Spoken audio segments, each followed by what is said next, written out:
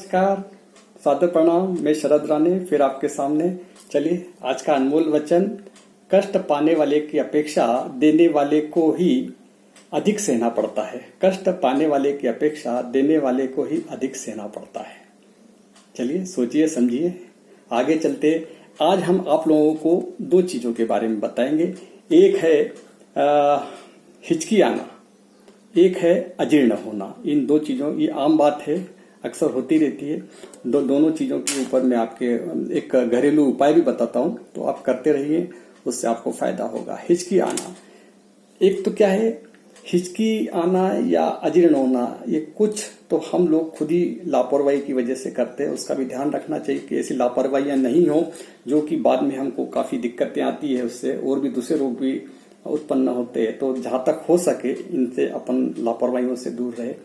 हिचकी आने पर साधारण हिचकी आती है तो एक पुरानी कहावत है, अरे कोई याद कर रहा है तो अपन पानी पीते हैं, नाम लेते, जो याद करता है दो चार नाम लेते हैं तो बंद हो जाती है, उसको कहते हैं साधारण हिचकी। कोई बात नहीं है, चलती रहे आगे। कभी कभी हिचकी काफी थोड़े समय तक बनी रहती है, तो सोंठ और पीपल को बारीक पीस लीजिए, शहद के साथ चाटिए।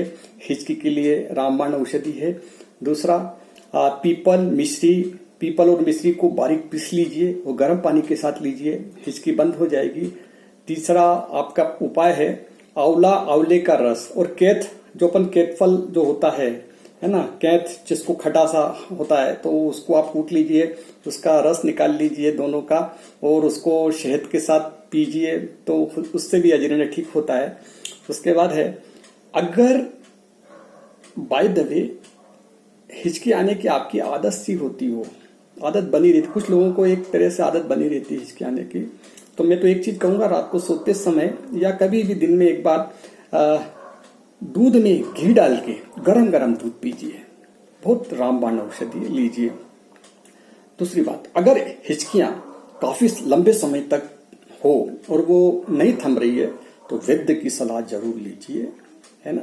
उसमें वैद्य की सलाह लेना जरूरी है। बाजार में एक मयूर चंद्रिका भस्म करके आता है, एक भस्म आता है, तो वो आयुर्वेदिक औषधि की दुकानों पे मिलेगा आपको। उसको शहद के साथ चाटा जाता है, तो उसके ऊपर ये काफी असर करती है और फायदा होता है। चलिए, इसी प्रकार अपन अजीर्ण के लेते हैं। अजीर्ण होने का कारण है, रात में काफी समय तक हम जागते रहते हैं, है ना। अधिक पानी पीने से भी अजीर्ण हो, मतलब एक जल्दी पानी पीते अपन, उससे भी अजीर्ण होता है। मेन कारण अजीर्ण होने का एक और है, हम मल मूत्र का जो वेग होता है, हम काफी टाइम तक उसको टालते रहते हैं। कई बार क्या होता है, मल मूत्र को अधिक समय तक रोकना भी अजीर्ण का कारण है। इसको कभी नजरअंदाज मत करें, इसके ऊपर ध्यान रखें। जो आदमी इन चीजों का ध्यान रखेगा उसको कभी अजीर्ण नहीं होगा। अगर बाय द वे छोटा मोटा अजीर्ण होता है, छोटे मोटे उपाय है, हड़ की छाल और सोंठ, इसको बारीक कर लीजिए, दोनों को बारीक करके गुड़ पानी में डाल के उसको हिला के गुड़ का पानी बना लीजिए, उसके साथ लीजिए, फायदा होता है। हड़ की छाल, सेंधा नमक को बारीक पीस लीजिए और उसको बारीक पीसने के बाद उसको सादे जल के साथ ले लीजिए, अजीर्ण के ऊपर फायदा होता है। हड़, अजमोद, चित्रक, लौंग, है ना, दालचीनी, इनका पाउडर कर लीजिए, गर्म पानी के साथ लीजिए, है ना, तो इसमें आपको अजीर्ण अच्छा होता है। और जहां तक हो सके दिनचर्या पे ध्यान रखें, ये चीजें होने ही नहीं दे, है ना। तो इन सब चीजों का आप ध्यान रखें। और एक चीज और है, आज मैं एक चीज बताऊंगा, तरबूज का शरबत। इस समय तरबूज बहुत आ रहे हैं, तरबूज का शरबत आप जरूर लें। ये एक तरह से इस समय टॉनिक है ना, और शक्तिवर्धक टॉनिक है, प्राकृतिक और शक्तिवर्धक टॉनिक है। इसके लिए तरबूज, सेंधा नमक, है ना, शक्कर, इलायची, ये 3-4 चीजें लगती है। आप तरबूज ले लीजिए, उसके चारों तरफ का छिलका निकाल दीजिए, है ना, उसके टुकड़े कर लीजिए, बीज जरूर निकाल ले, बीज नहीं होना चाहिए, बीज निकाल ले, बारीक बारीक टुकड़े कर लीजिए, मिक्सर में डाल दीजिए, थोड़ा आवश्यकता अनुसार से सेंधा नमक डालिए, आवश्यकता अनुसार जितना आपको मीठा लगता है आप शक्कर डालिए, 2-3 इलायची डालिए, उसको अच्छा फेंट लीजिए, अपना मिक्सर में चला लीजिए, पेस्ट बना लीजिए, शायद उसका ये हो जाता है, उसको छान लीजिए और पीजिए, बहुत स्वादिष्ट होता है। घर वालों को पिलाइए, सब लोग इसका आनंद ले, है ना। प्राकृतिक, पौष्टिक, इस समय बहुत औषधि है, इसकी जरूरत है, लीजिए, सेवन करिए। चलिए, स्वस्थ रहें, खुश रहें। आगे चलते हैं शर्मिला जी के पास। मुंबई से शर्मिला जी से आपको रूबरू करवाते हैं। वो आज आपको सूक्ष्म व्यायाम के बारे में बहुत अच्छी तरीके से, साधारण तरीके से बताने वाली है। अवश्य देखें। तो चलते हैं, मैं यही विराम देता हूं। नमस्कार। आगे चलते हैं शर्मिला जी के पास। नमस्कार। हरिओम दोस्तों, मैं शर्मिला चावले। कैसे हो आप सब? आज हम लोग सूक्ष्म व्यायाम के बारे में बात करने वाले हैं। धीरेन्द्र ब्रह्मचारी, उनके गुरुजी कार्तिक, उन्होंने सूक्ष्म व्यायाम का ये किया था, शोध किया था और धीरेन्द्र ब्रह्मचारी ने बहुत उसका प्रचार किया। धीरेन्द्र ब्रह्मचारी इंदिरा गांधी, जवाहरलाल नेहरू जी, शास्त्री जी, उन सबके योगा टीचर थे। तो हम लोग अगर योग आसन नहीं कर पाते तो कोई दिक्कत नहीं है, हमारे कोई कॉन्ट्रा इंडिकेशन है तो कोई दिक्कत नहीं। हम बैठ के या सो के या अपने को जो कंफर्टेबल लगे वो हम लोग हिसाब से हम लोग सूक्ष्म व्यायाम का अभ्यास कर सकते हैं। सूक्ष्म व्यायाम से हमारे छोटे छोटे पेशी तक उसका अच्छी तरह से उसका प्रभाव होता है और अपने प्राण शक्ति को वहन करने में मदद करता है।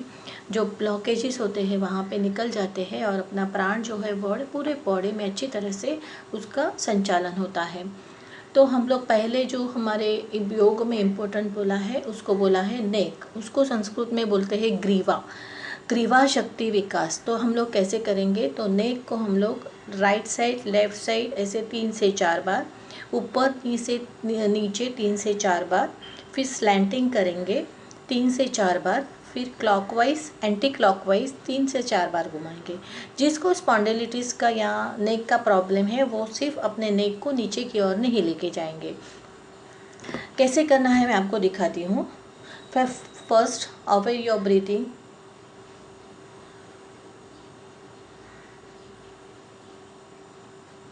लेट्स स्टार्ट सूक्ष्म व्यायाम ग्रीवा शक्ति विकास।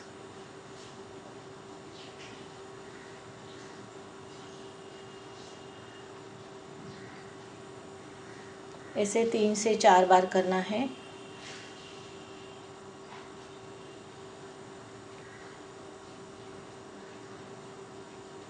Three to 4 times।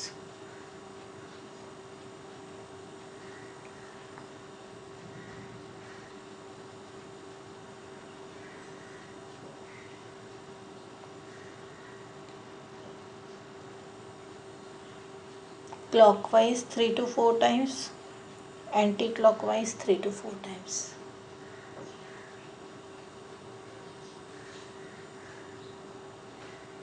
अभी जिसको नेक का प्रॉब्लम है उसको सिर्फ नेक को राइट साइड, बैक, लेफ्ट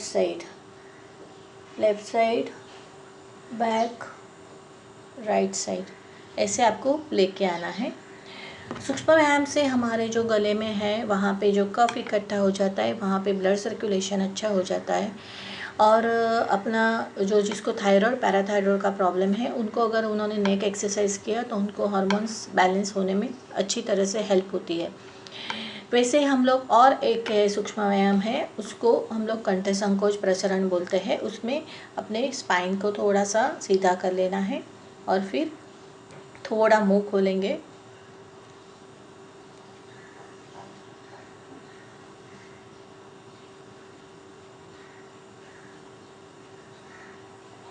ऐसे आपको 4 to 5 टाइम्स करना है। इसको बोलते हैं हम लोग कंठ संकोच एंड प्रसरण। फिर हमारा जो है और एक है उसको बोलते हैं स्कंद संचालन। स्कंद संचालन मैंने पहले वीडियो में, सेकेंड वीडियो में आपको दिखाया है कि आपको क्लॉकवाइज एंटी क्लॉकवाइज घुमाना है। ये क्लॉकवाइज है, फिर एंटी क्लॉकवाइज है, फिर साइडवर्ड है, फिर इनहेल एक्सहेल।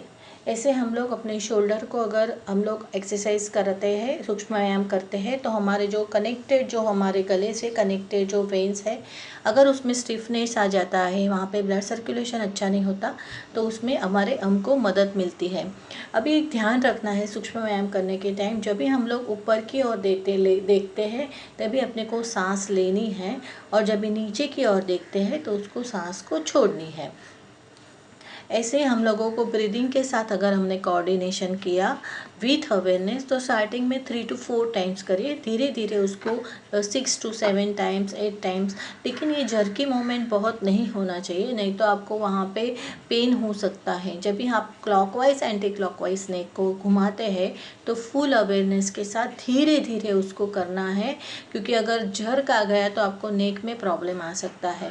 इसी तरह से आप सूक्ष्म व्यायाम आपको रोज में धीरे धीरे थोड़े थोड़े दिखाने वाली हूँ, क्योंकि आयुष के जो प्रोटोकॉल है उसमें सूक्ष्म व्यायाम का भी वर्णन किया है कि आप कंठ के सूक्ष्म व्यायाम करोगे तो आपको बॉडी में अच्छा रहेगा। तो इसमें मैंने आज आपको सूक्ष्म व्यायाम गले के कुछ दिखाने की कोशिश की है। आई होप आपको अच्छा लगा होगा। कल हम लोग थोड़ा मुद्रा के बारे में, जो कंठ को उपयोगी होंगे वो मुद्रा के बारे में बताएंगे। तब तक के लिए आज्ञा दीजिए। नमस्ते। Have a nice day.